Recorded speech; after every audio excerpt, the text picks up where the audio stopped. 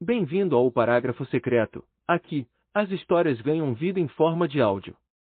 Coloque seus fones, abra os livros e nos acompanhe em mais um episódio de A Sombra dos Deuses, de John Gwynne. Capítulo 17. Orca. Orca corria, com o peito em esforço, os pulmões a arderem. Cheirava-lhe a fumo. O Vale do Freixo ficara bem para trás de si, subir a cordilheira a correr, atravessara-a e precipitava-se então pela outra encosta, através da floresta, na direção da sua propriedade. Vislumbrava o clarão de chamas entre os ramos. O suor ardia-lhe nos olhos, os membros estavam pesados, os ramos chicoteavam-lhe a pele, mas continuava a correr. Gritos. Uma nuvem de fumo negro rolava pela floresta.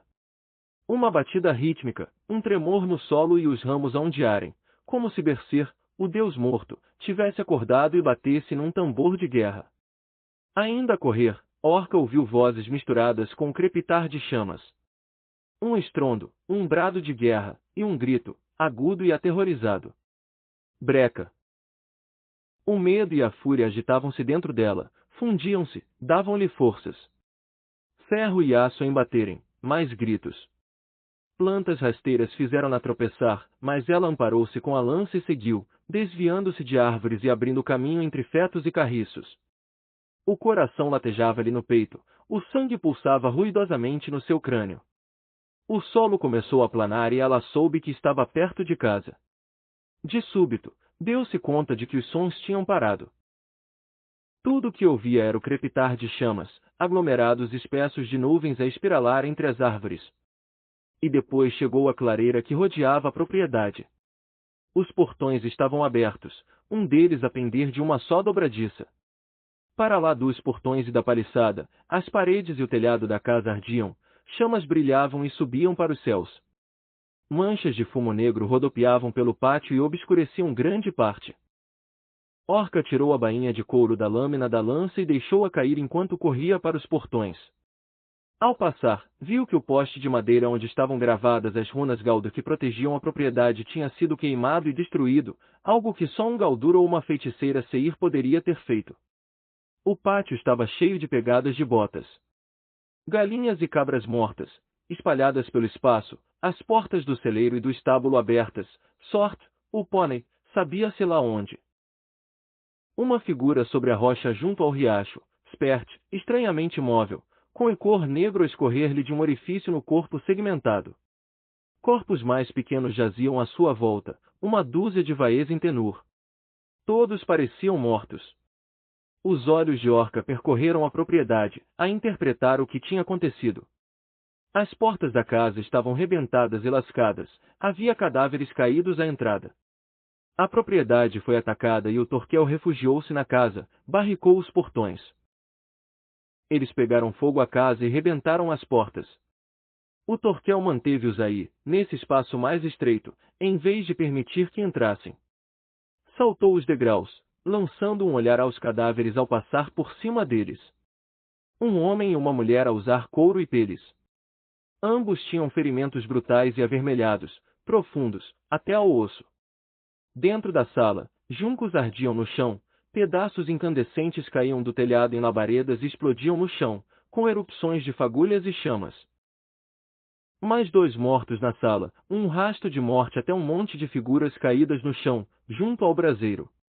Orca correu pela divisão, a desviar-se de coisas a arder, adentrando no fumo espesso até ficar sobre os corpos. 5 ou 6 cadáveres, homens e mulheres emaranhados, com os membros afastados, grandes feridas abertas. Um homem com um machado longo ainda cravado na cabeça, o crânio aberto do cocuruto ao queixo. Outros pareciam ter sido despedaçados, estraçalhados com dentes e garras. No meio, estava Torquel.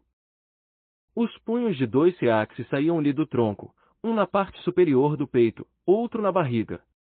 Estava coberto de sangue, das suas próprias feridas e das daqueles que jaziam à sua volta. O seu peito ainda se mexia, o sangue manchava-lhe os lábios a cada respiração superficial e custosa. O Breca? Perguntou-lhe ela, mas o marido não respondeu. Breca! Bradou, a perscrutar freneticamente a sala, mas tudo o que ouvia era o crepitar de chamas, o render das madeiras da casa. Agarrou em corpos, afastou-os de Torquel, em busca do filho. Viu uma forma mais pequena debaixo de uma mulher, libertou-a e deparou-se com Vesli, Atenur. Avaesen estava imóvel, com as asas caídas e o rosto e a cabeça cobertos de sangue. Os olhos de Torquel entreabriram-se e ele viu-a. Levaram o breca, balbuciou ele, com um fio de sangue a escorrer-lhe pelo canto da boca. Orca inclinou-se e passou os braços por baixo dos ombros dele, agarrando-o, e puxou-o para fora da sala. Ele tentava falar, mas a sua voz era um sibilo que ela, com o estrondear das chamas, não conseguia ouvir. De repente, o som de algo a rasgar-se e a ceder e parte do telhado caiu para dentro, com um baque e uma explosão de labaredas, um vislumbre do céu azul por cima. A casa rangia, as madeiras protestavam, as chamas crepitavam, o fumo acumulava-se e uma catarata de fagulhas chovia à volta de Orca. Arrastou o marido para fora de casa, pelos degraus, e deitou-o no chão. Estava pálido, com o sangue nos lábios vivo e escuro a contrastar com a pele de alabastro. Orca ajoelhou-se ao lado dele, segurou-lhe na cabeça, afastou-lhe o cabelo suado da cara, com medo a formar um punho que lhe apertava o coração. Os olhos de Torquel fixaram-se nos dela. Levarão-no, ofegou de novo, com mais sangue nos lábios. Não conseguia impedi-los. Uma pausa, um espasmo de dor a retorcer-lhe os lábios enquanto se esforçava por respirar. Tentei. Eu vou resgatá-lo, disse Orca, com a fúria e o medo a rodopiarem-lhe no sangue. Queria correr e perseguir o filho, encontrá-lo e abraçá-lo, matar e despedaçar quem o tivesse levado, pisar-lhes os crânios e rasgar as gargantas de quem tivesse feito aquilo ao seu marido. Mas não podia abandoná-lo. Os lábios de Torquel moveram-se, a respiração era sibilante, e Orca aproximou-se mais. Descendentes de dragão. Resmungou ele entre dentes cerrados, com saliva raiada de sangue nos lábios e no queixo quando seu corpo se retesou com uma convulsão de dor. Respira. Continua a respirar, disse ela, uma ordem, uma súplica, ao corpo moribundo de Torquel. Eu lamento, disse ele, com a voz pouco mais do que um suspiro. Os seus dedos remexeram-se, procuraram os dela. E foi-se.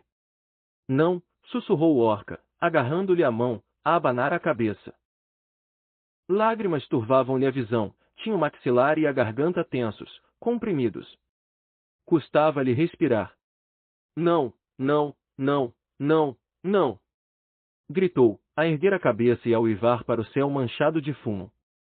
Pousou a cabeça do marido no chão, acariciou-lhe os lábios com as pontas dos dedos e depois limpou o sangue dele da sua própria cara, da testa ao queixo, com movimentos bruscos. Devagar, levantou-se, com um vento frio a cauterizar-lhe o coração. Verificou o seu cinto de armas, roçou com as palmas das mãos o punho do seax e da machada, e depois procurou a lança, antes de se lembrar de que a largara na casa, para arrastar Torquel. Com passos rápidos e deliberados, voltou à sala, conteve a respiração e avançou pelo fumo denso, regressou a um monte de corpos à volta da braseira.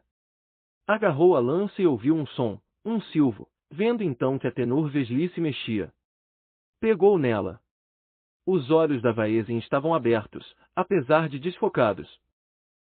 Mais uma coisa.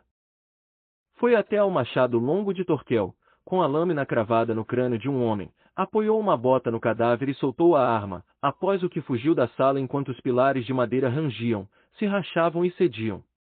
Houve uma explosão de fumo e labaredas quando Orca saltou da porta pelos degraus abaixo, e a casa colapsou atrás de si. Inspirou profundamente enquanto uma nuvem de fumo e cinzas a envolvia, e depois esperou que assentasse. Quando tornou a conseguir respirar, pousou Vesli no chão, ao lado de Torquel. A Vaesen respirava, com os membros agitarem-se. Orca colocou a pega do machado comprido na mão do marido, fechando-lhe os dedos à volta. Depois saiu do pátio, passou pelo portão e começou a procurar rastros. Não foi difícil encontrá-los, muitas pegadas tinham espalmado a vegetação e um conjunto de marcas de cascos de cavalo seguia para o oriente pelas colinas da floresta. Também havia sangue. Gotas brilhantes e escarlates espalhadas pelo chão. Olhou para trás, para os portões abertos da propriedade, para o cadáver de Torquel, e depois avançou, numa corrida galopante pela clareira e rumo ao arvoredo, seguindo o sangue e as pegadas dos que tinham assassinado o seu marido e sequestrado o seu filho. Não haviam feito qualquer tentativa de serem furtivos, um caminho largo fora rasgado entre a vegetação. Orca seguiu-os para leste, com o rasto a curvar-se lentamente para norte, pela colina abaixo. Adivinhou para onde se dirigiam antes de ter ouvido o som do rio. Tal como os assassinos do Asgrim. O Torquel seguiu-lhes o rasto até um rio. Disse que eram 3 barcos. Uma tripulação que teria entre 12 e 30 membros. Menos os 10 que o Torquel mandou para o caminho das almas. Acelerou, com o caminho desimpedido e a imagem de Breca atiçar-lhe o fogo no ventre. O rosto de Torquel pairava-lhe na gaiola de ideias, o sangue nos lábios, as palavras a sussurrarem-lhe dentro do crânio.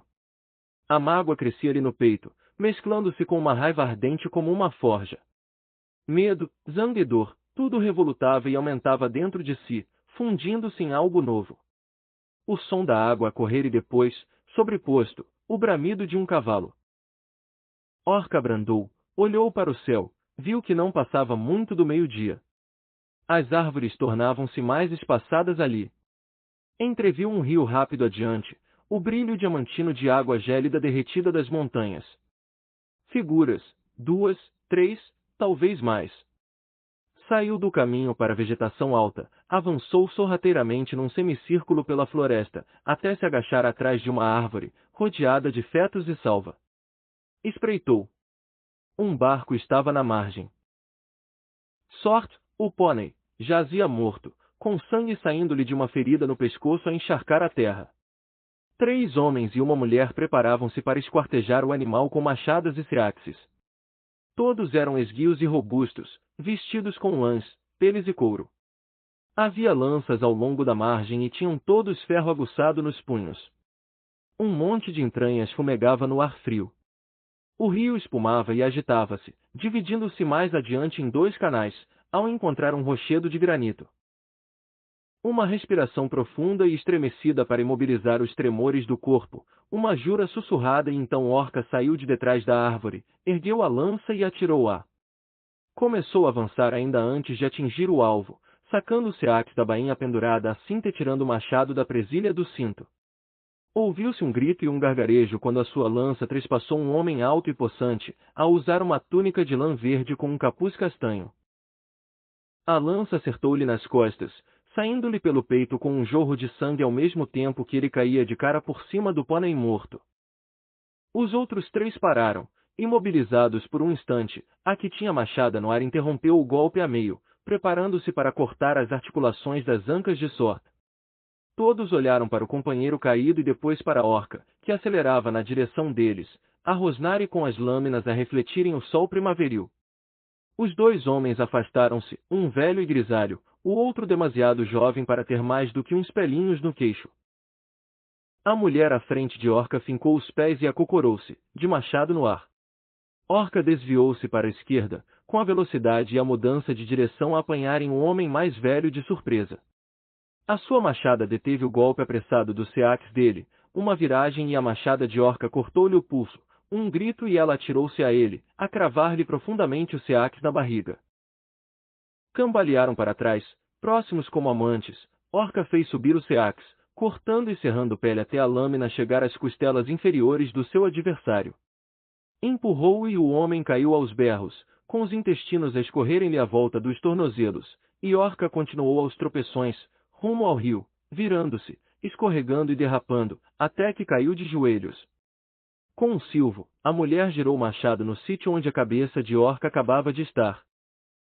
Orca atacou e cortou, machado e seax atingirem tornozelo e coxa e a mulher gritou, vacilou, caiu num joelho ainda a brandir o machado e conseguiu fazer um corte nas costas e no ombro de Orca, que rosnou a mulher e se atirou a ela, ao que ambas caíram de novo na margem do rio, a rebolar, a salivar e a grunhir. Orca deu por umas botas que se aproximavam, era o guerreiro jovem que corria atrás delas, e ao chegar, hesitava, em busca de uma aberta. O machado de Orca voou e ela agarrou o pulso da mulher, deu-lhe uma cabeçada, ouviu o estalar de cartilagem a partir-se. Um jorro de sangue emanou da boca e da mandíbula da mulher, cujos olhos se reviraram enquanto os membros cediam. Uma dor ardente percorreu a cintura de Orca, que gritou, afastou a mulher atordoada com um repelão e rebolou na margem, com o jovem a segui-la e atacá-la violentamente com o seax. Orca brandiu a sua lâmina, ao que faíscas dispararam quando os seaxes embateram, e ela esperneou e atingiu o rapaz nos tornozelos, o que o fez cair a seu lado. Depois virou-se e espetou-lhe o seax na coxa, bem fundo, ouviu-o gritar, sentiu a lâmina moer-lhe o osso, afastou-se quando ele a atacou. Instável, Orca pôs-se de pé e cuspiu sangue, sentindo a dor a latejar-lhe nas costas, no ombro e na cintura. Ignorou tudo isso, deu uns quantos passos e pegou na sua machada. O rapaz tentou levantar-se, gritou e colapsou. Agarrou no punho do seax de Orca, ainda cravado na sua perna. A mulher gemeu, com movimentos grogues. Orca cambaleou até a mulher que recuperava os sentidos e fitou-a. Vocês mataram o meu marido e levaram o meu filho, resmungou, erguendo o machado. Misericórdia! Pediu a mulher, a levantar uma mão. Orca bateu o machado, dedos cortados voaram pelo ar, a lâmina rachou a cara da mulher. Um grito abafado e interrompido. Um corpo a embater na erva. O rosto ensanguentado de Torquel pairava-lhe na mente, a voz de Breca ressoava. Junto à árvore de Froa, haviam sido os gritos dele que ouvirá. Arrancou o machado, com a boca a contorcer-se e lágrimas a turvarem-lhe a visão, e tornou a fazê-lo descer, e outra vez, e outra, o braço a subir e a cair, o som de ossos esmagados a dar lugar a um barulho úmido, empapado. Orca gritou, um som feral e torturado de raiva e dor, e durante todo esse tempo seu machado devastava o que restava da mulher caída por terra. Sangue e lascas de ossos voavam, esparrinhavam-na, encharcavam-na de vermelho. Um gemido atrás de si fê-la abrandar e parar, ofegante. Virou-se. Olhou para o rapaz. Estava no chão, com uma mão a apertar o seax enterrado na sua perna, a outra a segurar a própria arma, a apontá-la à Orca. Fitava-a com olhos arregalados, petrificados, a tremer, com o rosto pálido como leite azedo, retorcido de dor, medo e repugnância. Lágrimas abriam linhas pela sujidade das suas faces. Orca passou o cabo do machado pela presilha do seu cinto e avançou até ao cadáver do homem caído sobre o pônei esquartejado. Agarrou no cabo da lança, pisou o morto em que estava cravado e soltou-a, após o que se dirigiu ao rapaz. Para trás, afasta-te, senão estripo-te, disse ele num tom desesperado, com o rosto a contorcer-se e o seax a tremer. Tu nem um peixe morto conseguias estripar, ripostou Orca, aproximando-se mais. A sua lança avançou, desviou-se da defesa desajeitada dele e espetou-se-lhe no braço, ao que ele, com um guincho, largou o seax. Orca apontou-lhe novamente a lança. Por favor! Ganiu ele, a fugir e gemer de dor à medida que o seax cravado na sua perna se mexia e ao aperceber-se de que não poderia afastar-se mais quando sentiu o rio a tocar-lhe nas costas. Estava um barco na margem, com 8 estações de remos. O solo ao longo da margem tinha marcas profundas de outros 2 barcos. Salpicos de sangue levavam a um dos lugares que um barco ocupará. Feridos entre os sobreviventes. Breca? Orca olhou para norte, pela colina abaixo, viu a espuma branca da água à volta de uma saliência de granito escuro, o rio a dividir-se, a abrir-se em 2 canais. 2 caminhos por onde os Nins que tinham sequestrado o seu filho poderiam ter seguido. Olhou para trás, para o rapaz caído no chão diante de si. Onde é que está o meu filho? Perguntou-lhe Orca, apontando-lhe agora a lança ao peito. Ele olhou para ela, encharcado em sangue e terra, e depois para a lâmina. Com um torção do corpo, atirou-se para trás, para o rio. Orca lançou-se para a frente, agarrou-o por um joelho e tirou-o da água. Levantou a lança bem alto, virou-a ao contrário e espetou-lhe no ombro, deixando a lâmina cravada em pele e músculo. Ele gritou, com lágrimas a correrem-lhe pelas faces, ranho a cair-lhe do nariz. Vou matar-te, disse ela. Os teus dias chegaram ao fim. Ele gritou e suplicou enquanto ela se posicionava sobre ele, mantendo a lança espetada na carne. Diz-me o que quero saber e será rápido, rosnou-lhe. Ou posso provocar-te mais dor? Fez uma pausa e fitou-lhe o rosto choroso até que os prantos se reduziram a um gemido e ela teve a certeza de que tinha sua atenção. Onde está o meu filho? No rio. Levarão-no, guinchou o rapaz. Orca fez pressão na lança e o rapaz guinchou. A lâmina cortou mais, atravessou-lhe o ombro e cravou-se na terra, prendendo-o ao chão. Isso eu sei, sua caganita de doninha, resmungou Orca. Para onde é que o levam? Que rota seguiram onde o rio se bifurca? Não sei, balbuciou ele. Vim com o meu tio. Um olhar de relance para o morto caído sobre a carcaça do pônei. Fizeste a escolha errada, disse Orca. O rapaz assentiu com a cabeça, a choramingar. Ele disse que me pagariam em ouro por trepar um muro e abrir um portão. Tenho olhos aguçados, braços compridos e pés ligeiros. A respiração saía-lhe em jorros sofridos. Abriste o portão da minha propriedade, disse Orca, com voz fria. Um vislumbre do rosto de Torquel, com sangue nos lábios, pairava-lhe atrás dos olhos. Torceu a lança no braço do rapaz. Ele gritou, debateu-se, gritou de novo. Quem é que levou o meu filho? Quem é o chefe? Quem dá ouro? Não, posso dizer, sibilou o rapaz, com fios de saliva a escorrerem-lhe da boca. Os nós dos dedos de Orca ficaram brancos à volta da lança. Por favor, mas não, soluçou ele. O nome, exigiu Orca. Eu tenho medo dele, implorou o rapaz, a chorar. Um pivete súbito amoníaco quando a bexiga lhe falhou, uma mancha escura a espalhar-se-lhe pelas bragas. Tem medo é de mim, rosnou Orca. Tornou a girar a lança, inclinou-se e agarrou no cabo do seax, ainda cravado na perna dele, e arrastou-o lentamente contra o osso da coxa. Esperou que os gritos dele abrandassem. Tardou um pouco. O nome dele, insistiu. O rapaz olhou para ela, com os olhos quase enlouquecidos pela dor. Drer, ofegou. Orca libertou a lança e, enquanto o rapaz abria a boca para gritar, cravou-lhe no peito servindo-se de todo o seu peso, sentiu a lâmina atravessar as costelas e perfurar-lhe o coração. Uma mancha de sangue escuro borbulhou pela boca do rapaz, abafando-lhe o grito, e então a vida abandonou-lhe os olhos. Ela soltou a lâmina e limpou a túnica do rapaz. Fitou o rio, o rochedo de granito onde o rio espumava, branco, dividindo-se e bifurcando-se em dois caminhos. Para lá do rochedo, os rios gêmeos contorciam-se e desapareciam à medida que a terra se inclinava, descendo para o fiord e a aldeia de Felur. Drer sussurrou para o céu azul e frio. Chegamos ao fim de mais um episódio. Não se esqueça de seguir o canal e curtir o vídeo para apoiar o nosso trabalho e ajudar o Parágrafo Secreto a continuar trazendo novas histórias para você. Até o próximo episódio.